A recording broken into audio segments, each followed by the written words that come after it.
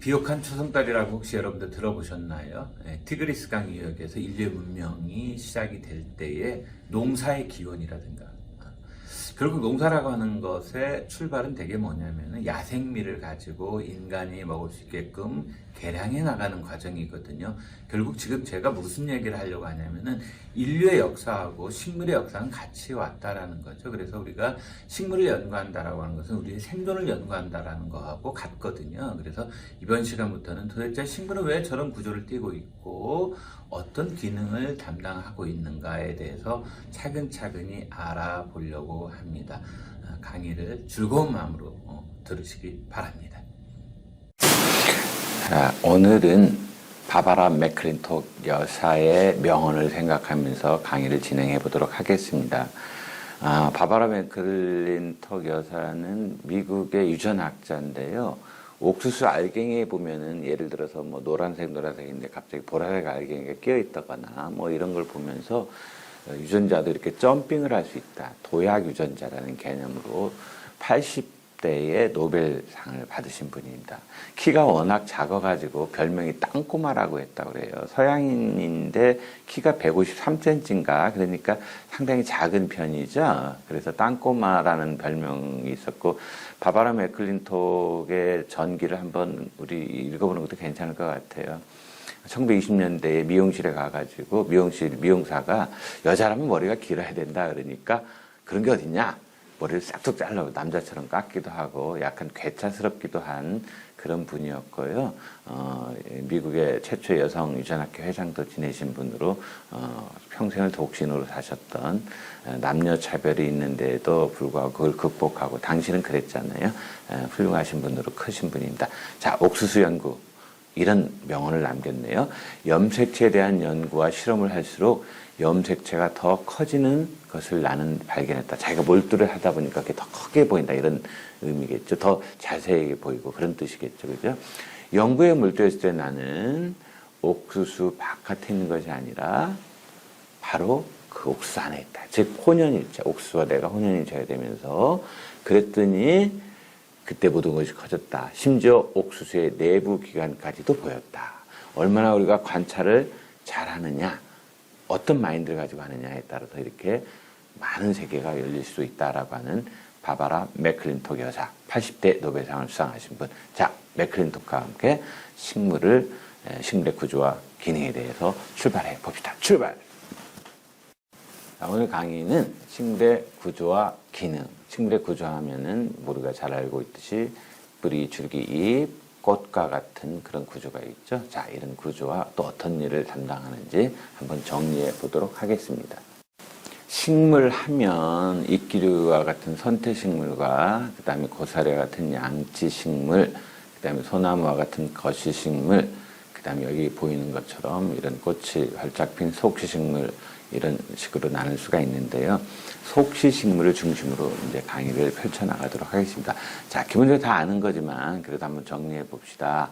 꽃식물의 구조를 보면은 일단 식물은 지상부와 지하부가 있겠죠. 그래서 지하부에는 바로 뿌리개가 존재하고 있죠. 뿌리가 있고, 그 다음에 우리가 이미 앞에서 했지만은 줄기에 잎이 달려 있고, 잎이 달린 그 사이를 우리가 한 마디라고 하고, 그 사이를 마디 사이 이렇게 얘기를 합니다. 잎은 잇몸이 있고, 그 다음에 잇몸에 붙어 있는 잎자루가 있고, 그 다음에 잎자루 윗부분에는 옆눈 혹은 곁눈이라고 우리가 지난번에 다뤘어요. 그 다음에 잎의 줄기 끝부분에는 끝눈이라고 하는 게 있고, 꽃이 피어 있습니다. 기본적으로 꽃, 잎, 줄기, 뿌리가 대표적인 식물의 기관이라고 할 수가 있겠습니다. 자, 이런 기본적인 구조를 알고 계속해서 다음을 더 알아보도록 하겠습니다. 이전의 그림에서 보면은 잎이라든가 줄기, 뿌리가 확연히 구분이 되는데 세상에는 다양한 모습을 띤 뿌리, 줄기, 잎 같은 것들이 있어요. 그래서 일반적인 그 패턴에서 약간씩 벗어난 몇 가지들을, 즉 변형되어 있는 뿌리나 잎, 줄기를 한번 알아보도록 하겠습니다. 여러분들 보시는 이거 잘 아시는 거죠? 이거 뭐예요? 고구마죠, 고구마. 그죠? 고구마. 고구마는 우리가 잘 알겠지만 이건 뭐예요? 그렇죠? 뿌리예요. 뿌리의 일부분이, 그죠? 뿌리의 일부분이 어떻게 됐어요? 양분을, 녹말과 같은 양분을 저장하기 위해서 원뿌리가 이렇게 비정상적으로 커진 이런 변형된 거를 볼 수가 있어요. 예를 들면은 당근도 그렇죠. 그 다음에 여러분들 강화도에 많이 나는 순무와 같은 그런 무도 그렇죠. 그죠? 무 뿌리도 보면은 비정상적으로 여기가 비대져 있잖아요. 그래서 기본적으로 요 녀석들은 뭐다? 뿌리다, 뿌리. 그 다음에 요 녀석들은 이건 뭐냐면 완두콩인데 요 끝이 이렇게 덩굴 같은 것들이 이렇게 존재하죠. 그죠? 덩굴. 그 다음에 이건 선인장이죠. 여기 보니까 가시 같은 것들이 있어요. 이건 뭐냐? 출신 성분이 잎이에요. 잎이 이렇게 변형된 그런 형태를 가지고 있는 걸 알 수가 있어요. 그러니까 그 완두콩의 덩굴손이라든가 선인장의 가시가 그렇죠. 잎의 형태가 이렇게 변화가 굉장히 심하기도 하지만은, 그 다음에 줄기도 보면 재밌어요, 줄기. 우리가 대표적으로 아는 줄기가 맨날 구분하라고 하는 게 뭐예요? 그 고구마하고, 그 다음에 감자. 고구마는 뭐다? 뿌리고, 감자는 줄기다. 이렇게 얘기를 해요. 그래서, 그 감자와 같은 경우에는 그 뿌리줄기라고 흔히 얘기를 하는데 뿌리줄기 중에서도 끝부분이 특별히 저장을 위해서 이제 뿌리줄기의 끝부분이 저장을 위해서 이렇게 그 뿌리라는 말을 붙이면 뿌리라는 뜻은 아니에요. 줄기인데 뿌리 형태의 줄기라 그래서 뿌리줄기예요. 이렇게 비대해져 있는 이걸 우리가 덩이줄기 이렇게 얘기를 해요.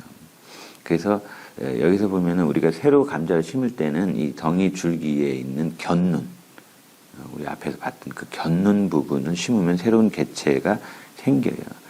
그 다음에 여기 보면은 또 여러분들 이제 붓꽃이 한참 5월 달에 많이 피는데 붓꽃도 보면은 그 땅속으로 들어가 있는 이런 그 뿌리줄기를 볼 수가 있어요. 뿌리줄기를. 그죠? 그래서 보통 크고 갈색이며 뿌리처럼 생겼지만 이거는 변형된 줄기라는 거. 그 다음에 우리 흔히 그 딸기 같은 경우는 기는 줄기라고 그러죠. 수평 방향으로 이렇게 돼 있는. 그래서 이 친구들은 뭐냐면은 그 줄기가 변형이 된 녀석들이다. 그래서 이렇게 변형돼서 마치 뿌리처럼 보이기도 하고, 뭐 다르게 보이기도 하고 하는 녀석들도 있고, 잎도 이게 잎인지 아니면 뭔지 헷갈리는 녀석들도 있고, 그냥 기본 근원을 보면은 식물의 뿌리나 잎이나 줄기는 형태가 변형된 종류가 많다. 이 정도로 여러분들이 알고 넘어가면 되겠습니다. 자, 속시식물을 크게 나누면 어떻게 나눈다고 그랬어요? 외떡잎 식물과 쌍떡잎 식물로 나눈다고 그랬죠? 우리 외떡잎 식물로 가장 대표적인 걸 들라 그러면은 우리가 지금까지 배웠던 걸로 뭐가 있죠? 옥수수가 있었죠. 옥수수. 자, 옥수수를 보면은 옥수수의 잎을 자람을 관찰해 보면은 잎에 있는 잎맥이 이렇게 이런 식으로 평행하게 진행이 되는 걸 알 수 있어요. 이런 걸 우리가 나란히 맥이다 이렇게 얘기해요. 나란히 맥, 나란한 맥이다. 나란히 맥. 그 다음에 줄기를 우리가 잘라보면은 그 외떡잎 식물들 같은 경우는 이 그 관다발 구조라든가 이런 것들이 이렇게 흩어져 있어요. 이렇게 막 흩어져 있어. 복잡하게 배열이 되어 있죠. 그 다음에 꽃잎을 보면은 보통 3회 배수로 구성이 되어 있어요. 백합 같은 경우에는 꽃받침이 꽃잎처럼 보이기 때문에 6장의 꽃잎이 있는 것처럼 보입니다. 기본적으로 꽃잎의 수가 3회 배수되어 있고 뿌리가 수염처럼 이렇게 수염뿌리로 되어 있다. 이거에 비해서 우리가 콩가식물의 대표적인 그 강낭콩을 배웠죠. 이건 쌍떡잎 식물에 속하는데 이 친구들의 잎맥은 이렇게 이런 식으로 또 여기 잎맥이 이렇게 마치 그물처럼 촘촘히 되어 있다. 그래서 이거를 그물맥이다 이런 표현을 쓰고 있습니다. 그러니까 외떡잎 식물과 쌍떡잎 식물은 잎맥의 모양만 봐도 겉으로 우리가 구별할 수가 있고 그 다음에 관다발 같은 경우는 기본적으로 이렇게 형성층이 있고 여기에 안쪽으로는 형성층의 안쪽으로는 물관이 자리를 하고 있고요. 바깥쪽으로는 채관이 양분의 이동 통로인 채관이 그 자리를 하고 있어요. 그래서 선생님이 중학교 다닐 때 이 관다발만 보면은 그 내무랑을 생각했어요. 신라시대의 왕. 그래서 안내자를 써요. 안쪽에 있는 게 물건이다. 이렇게 무조건 외웠던 기억이 나요. 관찰도 안 하고. 그래서 다 관찰하죠. 꽃잎의 쌍떡잎 식물은 4의 배수나 5의 배수로 구성이 되어 있다. 장미과, 찔레꽃 이런 녀석들은 5의 배수고 십자화과 해가지고 여러분들 배추인나비가 자라던 케일이라든가 배추, 무 이런 꽃들은 4장으로 구성이 되어 있으니까 4나 5의 배수로 구성이 되어 있다. 그 다음에 이렇게 쌍덩이 신부는 이렇게 원뿌리가 있고 주변으로 이렇게 곁뿌리가 이렇게 생기는 그런 구조를 띠고 있다. 그래서 여러분들이 이런 형태를 보면은 아 이게 외떡잎인지 쌍떡잎인지를 알 수가 있습니다. 모든 생명체는 동물이든 식물이든 기본적으로 가장 기본이 되는 단위를 우리가 세포라고 합니다. 세포라는 말을 쓰고 있죠. 이 세포들이 적당하게 모여가지고 자기 특수한 기능을 담당하는 조직을 형성을 해요. 조직. 이런 조직이 형성이 되면은 이런 조직들이 모여서 소위 특수한 그 기능을 담당하는 그 덩어리를 조직계라는 말을 쓰기도 하거든요. 이런 조직들이 모여가지고 기관이 형성이 돼요. 여기서 기관이라 하면 뭐냐면은 잎이라든가, 그 다음에 줄기라든가, 그 다음에 꽃이라든가, 그 다음에 뿌리라든가, 이런 걸 우리가 기관이다. 이렇게 기관들이 모여서 하나의 개체를 형성하거든요. 그래서 식물체를 형성하는 데는 3가지 기본 조직계가 있다. 이렇게 얘기를 해요. 기본적으로 3가지 기본 조직계를 여기서 색깔로 표시해 놨는데 노란 색깔로 해놓은 것을 우리는 뭐라고 하냐면 기본 조직계다. 이렇게 얘기를 해요. 기본 조직계. 그 다음에 스카이블루로 한색으로 한 거를 표피 조직계다. 이렇게 얘기를 해요. 그러니까 여기 기본 조직계, 표피 조직계.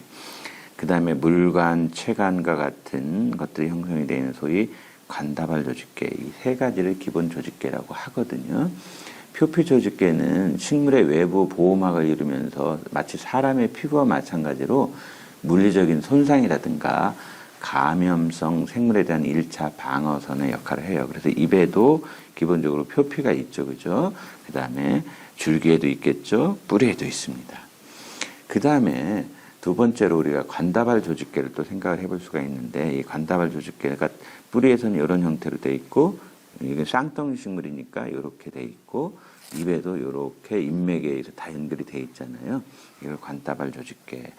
기본 조직계는 당연히 기본적인 잎살이라든가 잎몸이라든가 뭐 이런 것들이 기본 조직계가 되겠죠.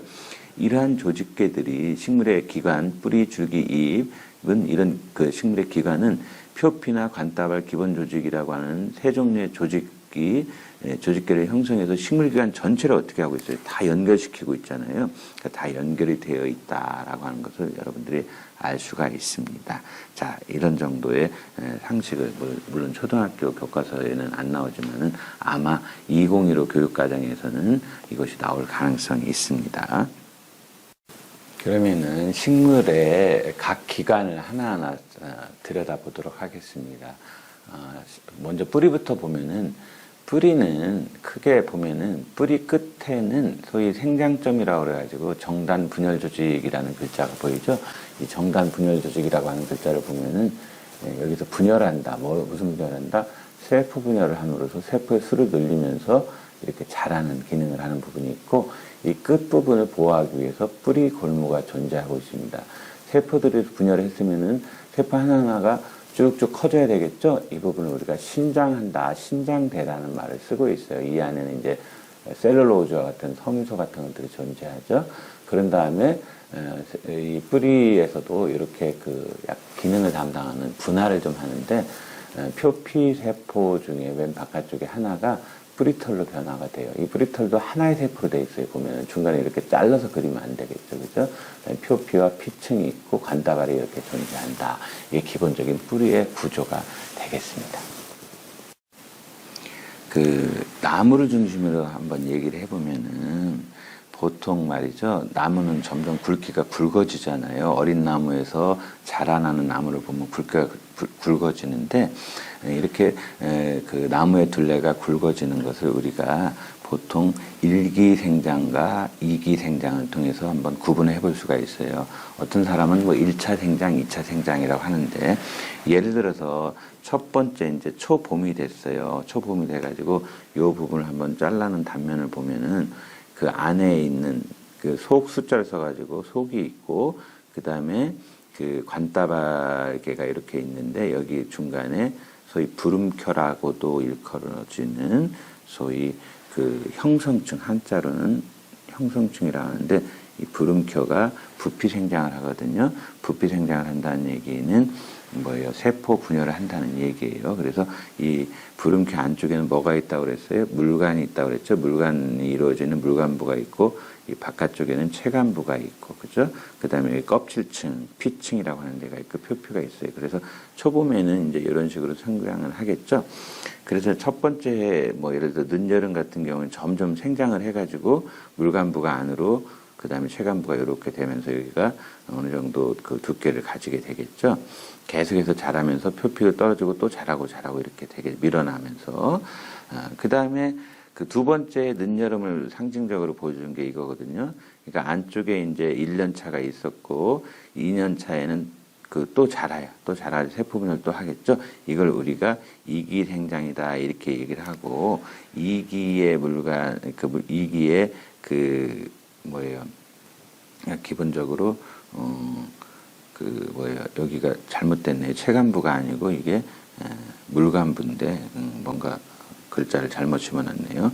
왜냐면은 형성층 안쪽에가 물관이 존재하는 거니까. 그래서 이기 물관부가 있고 바깥쪽에 이기 체관부가 있고 새로운 뭐 코르크라든가 코르크 형성층이라든가 이런 것들이 존재해요. 코르크는 여러분들이 요새는 그런 거 잘 안 쓰는데 와인 마개라든가 보면 코르크 뚜껑 나무로 해가지고 한 것이 있었는데 자 그러다 보니까 못 보는 1기와 2기 생장이 되면서 만약에 여름에는 많이 자라고 그 다음에 추운 가을이나 겨울에는 생장이 중단되죠. 그러다 보니까 많이 생장될 때는 세포 사이가 좀 엷어 보이고, 그죠? 그 다음에 조금 생장할 때는 조밀조밀하게 하다 보니까 뭐가 생기냐면 이런 나이테 같은 것들이 생기는 겁니다. 이런 그 나이테들이 이렇게 생기죠. 그래서 나이테 숫자를 한 칸을 보면은 이것은 몇 년이 됐다 이렇게 하거든요. 그래서 나무의 나이는 나이테 수를 측정하면 알 수가 있는 거죠. 그래서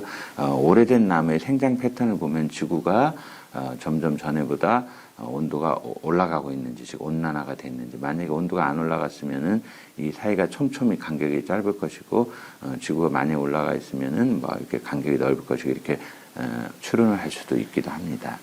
자, 밑에 이제 Q, 풀과 나무는 어떤 차이가 있나요? 이런 얘기를 해놨죠. 기본적으로 풀은 이렇게 생각하면 돼요. 풀은 1기 생장, 1차 생장, 1기 생장만 하고 있다. 이렇게 생각하면 돼요. 나무는 2기 생장까지 한다. 이렇게 생각하면 돼요. 그러면 이제 이런 질문이 가능해요. 선생님, 그러면은 풀 같은 건 두께가 안 굵어지나요? 굵어져요. 어떤 형태로 굵어진다는 뜻이에요? 1기 생장에서 세포 하나하나가 최대로 커지는 데까지 그 생장하는 거예요. 2기 생장을 이루는 나무는 나이테를 가지고 있지만 풀은 나이테가 없다는 뜻이죠. 자, 그러면 이제 대나무 한번 생각해보세요. 대나무는 풀이냐 나무냐, 즉 초본이냐 목본이냐 가지고 맨날 질문을 해요. 대나무는 기본적으로 초본입니다. 풀입니다. 풀. 그 대나무도 두께가 굵어지잖아요. 이렇게 물어볼 수가 있죠. 대나무 두께가 굵어지는 거는 초기에 있던 1기 생장 때 만들어졌던 각각의 세포들이 커지는 거예요. 그러니까 새롭게 해가지고 세포 분열이 일어나서 나무처럼 막 나이트를 형성하거나 그러지는 않는다는 뜻이에요. 그래서 흔하게 하는 질문이 대나무는 목본이에요, 초본이에요? 대나무는 뭐다? 초본이다. 정리하고 넘어갑시다.